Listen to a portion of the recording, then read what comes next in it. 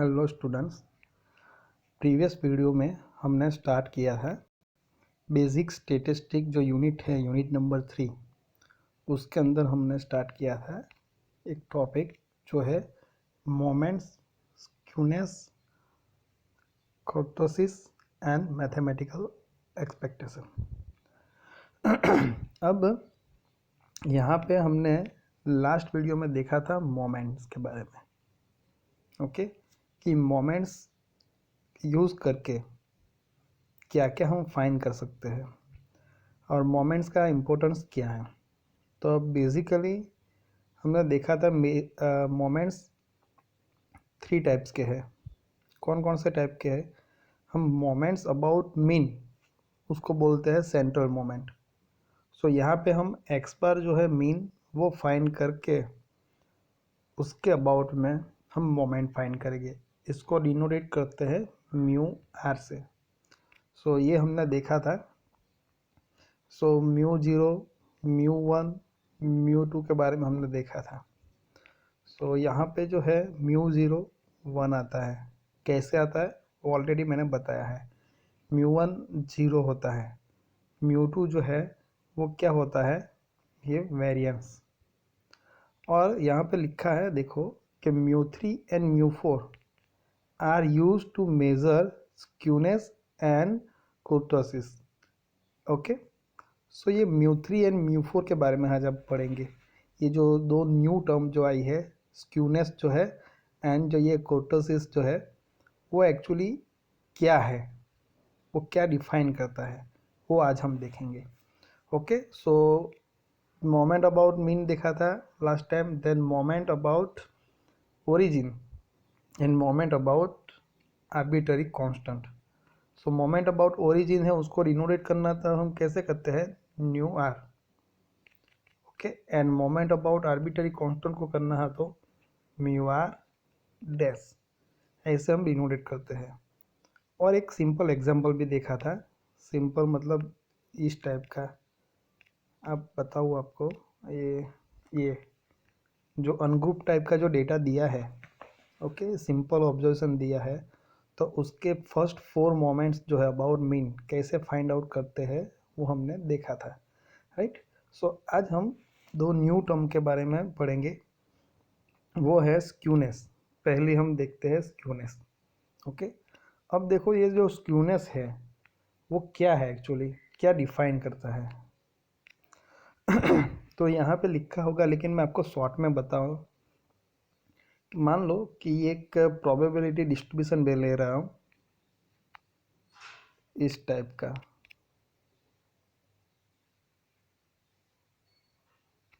Okay. अब देखो ये हमारी वाई एक्सिस है मिडल, उसके दोनों साइड पे ये पोर्शन देखो आप, दोनों साइड पे कैसा है, सेम पोर्शन है हमारा। कोई एक साइड पे ज़्यादा एक साइड पे कम ऐसा है नहीं, दोनों साइड पे सेम है। तो ऐसे जो प्रोबेबिलिटी डिस्ट्रीब्यूशन होता है उसको बोलते हैं नॉर्मल प्रोबेबिलिटी डिस्ट्रीब्यूशन। गेटिंग? सो इस टाइप का जो कर्व आता है उसको हम बोलते हैं सिमेट्रिकल कर्व। ये जो डिस्ट्रीब्यूशन है उसको बोलते हैं हम सिमेट्रिकल डिस्ट्रीब्यूशन। ओके, सिमेट्रिकल मतलब ये वाई एक्सिस के दोनों साइड जो है कर्व कैसा रहता है, सेम। ओके, सो जब ये कंडीशन आती है ना, जब कर्व या हम बोल सकते हैं कि जो डिस्ट्रीब्यूशन जो है वो सिमेट्रिकल होता है, तब हम बोल सकते हैं कि हमारा जो मीन है इक्वल टू क्या हो जाएगा, मीडियन इक्वल टू क्या हो जाएगा, मोड। ये मैं सिंबल लिख रहा हूँ। ये तीनों जो हमने टर्म देखी थी, मीन, मीडियन एंड मोड, ये तीनों कैसे आएंगे, सेम आएंगे। कब आएंगे कि जब ये जो डिस्ट्रीब्यूशन जो कर्व है वो कैसा होना चाहिए, हमारा सिमेट्रिकल। अब सिमेट्रिकल नहीं है उसका मतलब क्या हुआ, इस टाइप का कर्व। देखो मैं आपको बताता हूँ फिर से, सिमेट्रिकल नहीं मतलब इस टाइप का। देखो अभी ये हमारी ये वाई एक्सिस के दोनों साइड सेम है नहीं है, इस साइड पे थोड़ा कम पोर्शन है, ओके, और ये जो साइड है राइट साइड, वहाँ पे ज़्यादा पोर्शन है। तो उसकी जो टेल है राइट साइड, जो ये कर्व की जो टेल है वो क्या है, लंबी है। गेटिंग। सो ये कर्व क्या हो गया हमारा, असिमेट्रिक कर्व हो गया। सो कितना असिमेट्रिक कर्व है, सो हमें मेज़र करनी है डिग्री ऑफ असिमेट्री। ओके, तो वो कौन मेज़र करता है, कौन सी टर्म, स्क्यूनेस। स्क्यूनेस क्या बताता है कि हमारा जो ये डिस्ट्रीब्यूशन जो है वो असिमेट्री है तो कितना है, पॉजिटिव है या नेगेटिव है। ओके, वो हमें कहाँ से पता चलता है, स्क्यूनेस पे से। तो स्क्यूनेस एक्चुअली क्या डिफाइन करता है, क्या मेज़र करता है, measure the degree of asymmetry for the shape of frequency distribution. So ये जो फ्रीक्वेंसी डिस्ट्रीब्यूशन दिया है ये, ओके, उसकी जो असिमेट्रिसिटी जो है वो कौन मेज़र करता है, स्क्यूनेस। तो स्क्यूनेस पे से हमें ये पता चलेगा। ओके, तो यहाँ पे मैं आपको बताता हूँ, ये दो कर्व दिए हैं, मतलब फ्रीक्वेंसी डिस्ट्रीब्यूशन दिया है, उसके शेप पे से हमें पता चलेगा। देखो ये एक डिस्ट्रीब्यूशन दिया है और ये दूसरा डिस्ट्रीब्यूशन दिया है। अब देखो यहाँ पे ये जो कर्व है ऐसा है, सिमेट्रिक लग रहा है, नहीं लग रहा है। देखो ये जो टेल है कहाँ पे लंबी दिख रही है, राइट साइड। ओके, तो हम इनको क्या बोल सकते हैं, राइट साइड है तो पॉजिटिवली स्क्यूड बोल सकते हैं ये डिस्ट्रीब्यूशन को, या दूसरी तरह से हम बोले तो ये जो मीन है वो मोड के राइट साइड है, मतलब मीन की वैल्यू जो है वो मोड से ज़्यादा होगी, तो हम बोलेंगे कि ये जो डिस्ट्रीब्यूशन जो है वो कैसा है, पॉजिटिवली स्क्यूड है। यानी यहाँ पे लिखा भी है, देखो इन फर्स्ट फिगर, मतलब ये figure, the mean is right to the mode, means mean जो है वो मोड के राइट साइड है, मतलब मीन की वैल्यू क्या है, मोड से ज़्यादा है। So in this case the distribution is said to be skewed to the right और positively skewed. Getting, same thing. अब देखो ये सेकंड फिगर, देखो यहाँ पे जो फ्रीक्वेंसी डिस्ट्रीब्यूशन है वो ये कर्व बताता है हमें। तो देखो ये टेल जो है वो कौन सी साइड ज़्यादा है, यहाँ पे तो बहुत कम टेल है, यहाँ पे लंबी टेल किस साइड पे दिखाई दे रही है, लेफ़्ट साइड। तो हम वहाँ से भी हम बोल सकते हैं लेफ़्ट साइड है तो नेगेटिवली स्क्यूड है। या तो दूसरी तरीके से हमें लिखना है तो कैसे लिखेंगे, ये यहाँ पे मीन जो है ना वो मोड की कौन सी साइड पे है, लेफ़्ट साइड पे है। ओके, तो हम बोल सकते हैं कि ये जो डिस्ट्रीब्यूशन है वो लेफ़्ट साइड पे स्क्यूड है, और उसको अलग तरीके से बोलना है तो कैसे बोलेंगे, नेगेटिवली स्क्यूड ये जो डिस्ट्रीब्यूशन है वो। सो हमारा जो फ्रीक्वेंसी डिस्ट्रीब्यूशन है उसकी असिमेट्रिसिटी जो है, कितना असिमेट्रिक है डिस्ट्रीब्यूशन, वो कौन मेज़र करता है, स्क्यूनेस। गेटिंग। सो यहाँ से हमें पता चलेगा कि यहाँ पे देखो सबसे बड़ी वैल्यू किसकी होगी, मीन की, उसके बाद उससे कम मीडियन, और सबसे कम किसकी होगी, मोड की। तो जो फ्रीक्वेंसी डिस्ट्रीब्यूशन होगा वो कैसा होगा, कौन सी साइड पे ज़्यादा स्क्यूड होगा, असिमेट्रिक होगा, राइट साइड पे, तो उसको बोलते हैं पॉजिटिवली स्क्यूड। और यहाँ पे देखो ये लेफ़्ट साइड पे है, मीन की वैल्यू यहाँ पे सबसे कम है, उससे बड़ी मीडियन, और उससे बड़ी वैल्यू किसकी होगी, मोड की। तो इस टाइप का जो फ्रीक्वेंसी डिस्ट्रीब्यूशन होगा उसको हम बोलते हैं नेगेटिवली स्क्यूड। तो ये बात हुई स्क्यूनेस की। ओके, अब हमें फाइंड करना है स्क्यूनेस। एग्जाम्पल में जो आता है मैं आपको डायरेक्ट बताऊँ तो किस टाइप का आता है एग्जाम्पल, बहुत कम आते हैं, तो ये याद रखना है हमें। Karl Pearson suggested that is measure and denoted by, क्या है, ये जो कोफिशिएंट ऑफ स्क्यूनेस जो है based on central moment, based on central moment means central moment means moments about mean means x बार। तो हम सेंट्रल मोमेंट को कैसे डिनोटेट करते हैं, म्यू से, और वहाँ पे लिखा था μ3 एंड μ4 किस में यूज़ होता है, स्क्यूनेस एंड कोर्टोसिस में, राइट। तो यहाँ पे ये μ3 यूज़ हुआ, देखो तो यहाँ पे जो कोफिशिएंट है स्क्यूनेस का उसको हम डिनोटेट करेंगे β1 से। सो β1 इक्वल टू इक्वेशन क्या है, ये क्या है, μ3 स्क्वायर डिवाइड बाई μ2 स्क्वायर। आप ये दोनों को फाइंड करके यहाँ पे रखो तो हमारा बीटा 1 आ जाएगा। मतलब कि हमारा जो वेवफॉर्म है, डिस्ट्रीब्यूशन जो है कर्व का, मीन्स फ्रीक्वेंसी का जो डिस्ट्रीब्यूशन है वो पॉजिटिवली स्क्यूड है या नेगेटिवली स्क्यूड है, वो यहाँ से हमें पता चलेगा। गेटिंग, समझ में आया? अब देखो, मैंने बोला पहले ही कि इस टाइप का वेवफॉर्म हो, मान लो इस टाइप का, ये जो है वो कि ये लाइंस के दोनों साइड कैसा है, सेम है, तो उस टाइम पे स्क्यूनेस क्या हो जाएगी, जीरो। मीन्स यहाँ पे मीन, मीडियन एंड मोड कैसे हो जाएंगे, तीनों सेम हो जाएंगे, राइट। सो यहाँ पे देखो, यहाँ से हम कैसे फाइंड करेंगे, देखो, if the coefficient of a skewness is positive, मतलब ये beta 1, then the frequency distribution is called positively skewed. If the ये beta 1 is negative, then distribution is called negatively skewed. And if third possibility, beta 1 equal to 0, then the distribution is symmetric. So ये beta 1 की value 0 हो जाएगी तो ये curve कैसा हो जाएगा हमारा, सिमेट्रिक, ग्रेटर देन 0 होगी। ओके, समझ में आ रहा है? मतलब ये पॉजिटिव होगा बीटा 1 तो पॉजिटिवली स्क्यूड, एंड नेगेटिव होगा, लेस देन होगा 0 से, तो वो नेगेटिवली स्क्यूड। तो यहाँ से हमें पता चलेगा ये कोफिशिएंट पे से, बीटा 1 पे से, कि हमारा जो फ्रीक्वेंसी डिस्ट्रीब्यूशन है वो पॉजिटिवली है स्क्यूड, नेगेटिवली स्क्यूड है या सिमेट्रिक है। वही एग्जाम्पल में आता है ज़्यादातर। ओके, सो ये इक्वेशन आपको अच्छी तरह से याद रखना है।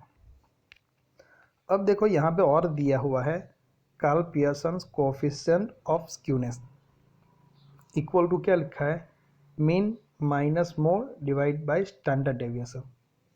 ओके, सो ये भी आ सकता है, और दूसरा देखो ये भी है अलग अलग कंडीशन के लिए, 3 times mean minus median divide by standard deviation. Okay, so आप ये याद रखो, उससे बेटर है अभी मैं बोल रहा हूँ, जब ज़रूरत पड़ेगी तब मैं आपको वो इक्वेशन के बारे में बताऊँगा। अभी ये इक्वेशन पे कॉन्सेंट्रेट करो, ठीक? ओके, तो ये बात हुई स्क्यूनेस की। तो स्क्यूनेस से हमें क्या पता चला अभी, कि हमारा जो कर्व है वो कितना सिमेट्रिक है या असिमेट्रिक है। असिमेट्रिक है तो कौन सी साइड पे है ज़्यादा, कौन सी साइड पे स्क्यूड है। ओके, वो शेप जो है वो डिस्ट्रीब्यूशन का। अब नेक्स्ट जो टर्म है वो है कुर्टोसिस, या उसको बोलना चाहते हो तो कर्टोसिस भी बोल सकते हैं। ओके, आप जैसे प्रोनाउंस करना चाहते हो आप कर सकते हो। सो ये जो कुर्टोसिस जो है एक्चुअली वो क्या बताता है, मैं आपको शॉर्ट में बताता हूँ। ये जो शेप होता है ना, ये फ्रीक्वेंसी डिस्ट्रीब्यूशन का, वो कितना पीक है, ये कितनी हाइट है उसकी, या तो कितना फ्लैट है, ऐसा ये बताते हैं। गेटिंग? सो असिमेट्रिसिटी कौन मेजर करता है, स्क्यूनेस। तो यहाँ पे क्या करेगा, देखो यहाँ पे लिखा है कुर्टोसिस measure the degree of skewness of a distribution and is given by, मतलब स्क्यूनेस की डिग्री फाइंड कर रहा है वो, अभी पॉजिटिवली है या नेगेटिवली है वो नहीं देखेगा, सिमेट्रिक है या असिमेट्रिक है वो कौन बताएगा, स्क्यूनेस। लेकिन ये क्या बताता है, कुर्टोसिस क्या मेजर करता है, ये पीक वैल्यू कर्व, ऐसा पीक है, ऐसा है, ये पीक कैसी है, ये जो है पीक वैल्यू कितनी है, कर्व जो है हमारा शेप है वो कितना फ्लैट है या कितना पीक है, वो हमें बताता है कुर्टोसिस, राइट। सो नॉर्मली जो कोफिशिएंट जो होता है उसका वो क्या होता है, कार्ल पियर्सन का बीटा 2, स्क्यूनेस है तो उसको हम बोलते हैं बीटा 1, कर्टोसिस में उसको क्या बोलेंगे, बीटा 2। बीटा 2 इक्वल टू क्या है, μ4 डिवाइडेड बाई μ2। ओके, ये म्यू क्या है वो हमें पता है, क्या है, मोमेंट है, किसके अबाउट में है, मीन के अबाउट में है, मीन्स उसको बोलते हैं सेंट्रल मोमेंट। ओके, सो यहाँ से हम फाइंड कर सकते हैं। और नॉर्मली जो कर्व होता है हमारा, मतलब सिमेट्रिक कर्व होता है, नॉर्मल कर्व मतलब सिमेट्रिक कर्व, ये दोनों साइड पे कैसा रहता है, सेम। सो सिमेट्रिक कर्व जो होता है डिस्ट्रीब्यूशन जो होता है फ्रीक्वेंसी का, उसको बोलते हैं नॉर्मल डिस्ट्रीब्यूशन। तो उसके लिए बीटा 2 की वैल्यू कितनी आती है? 3। ओके, सो वहाँ से हम डिफाइन करेंगे डिफरेंट टर्म। देखो ये ग्राफ पे है, उसमें है, ये फिगर दी हुई है डिस्ट्रीब्यूशन के, फ्रीक्वेंसी डिस्ट्रीब्यूशन की 3 कर्व है डिफरेंट, राइट। और तीनों जो कर्व है वो क्या है? सिमेट्रिक है। देखो ये बीच की लाइन है, ये देखो जितना लेफ्ट साइड है उतना राइट साइड है, ये कर्व है तो जितना लेफ्ट साइड है उतना राइट साइड है। सो सभी जो कर्व है वो कैसे है? सिमेट्रिक है।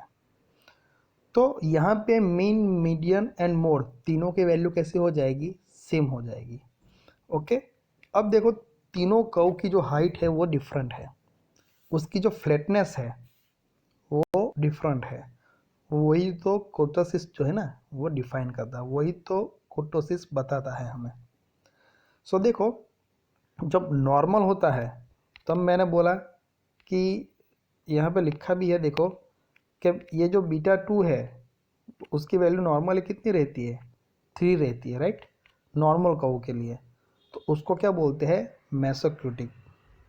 यानी यहाँ पे फिगर में दिखाई दे रहा है कौन सा कर्व है? ये वाला। नॉर्मली जो सिमेट्रिक कर्व होता है उस वहाँ पे वैल्यू बीटा 2 की क्या होगी? 3 होगी। तो उसको हम क्या बोलते हैं? मेसोक्यूटिक। अब बीटा 2 की वैल्यू ग्रेटर देन 3 होगी, मतलब कौन सा कर्व? ये कर्व, ये सबसे ज़्यादा पीक है, राइट, उसको क्या बोलते हैं? लेप्टोक्यूटिक। यानी और बीटा 2 की जो वैल्यू लेस देन 3 होगी तो मतलब ज़्यादा फ्लैट हो जाएगा ये ओके, तो उसको क्या बोलते हैं? प्लेटिक्यूटिक। गेटिंग? सो बीटा 2 की वैल्यू पे सब कुछ डिपेंड करता है। If the value of beta 2 is equal to 3 then this curve, and इसको बोलते हैं mesokurtic. If value of beta 2 is greater than 3 so that represent this one curve, उसको बोलते हैं leptokurtic. And if the value of beta 2 is less than 3 that means this curve, उसको बोलते हैं प्लेटिक्यूटिक। सो तीन जो है मेसो, लेप्टो एंड प्लेटिक्यूटिक, तीनों जो टर्म है वो किस पे डिपेंड करती है? जो कोफिशिएंट है कुर्टोसिस का, मतलब बीटा 2 की वैल्यू पे डिपेंड करती है, राइट। गेटिंग? सो ये आज हमने बात की स्क्यूनेस एंड कुर्टोसिस के बारे में। पता चला एक्चुअली दोनों टर्म जो है वो क्या बताती है, एक दूसरे के साथ रिलेटेड है। ओके, सो स्क्यूनेस क्या बताता है?